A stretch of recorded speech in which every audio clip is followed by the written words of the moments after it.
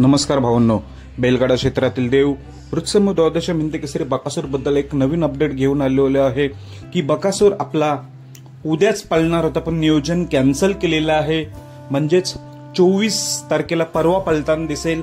उद्याचं नियोजन कॅन्सल झालेलं आहे, त्यामुळे आपल्याला बकासूर उद्या दिसणार नाही। दिसणार आहे तो डायरेक्ट 24 सप्टेंबरला।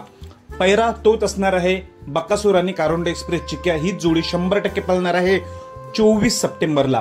उद्याचं काही कारणास्तव नियोजन पुढे ढकललेलं आहे।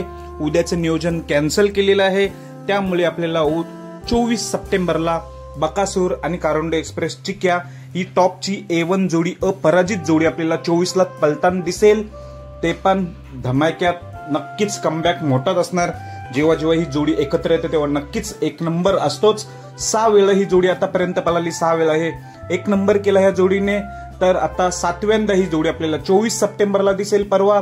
तर बकासूर आणि चिक्याला 24 सप्टेंबरच्या मैदानासाठी शुभेच्छा। धन्यवाद भावांनो।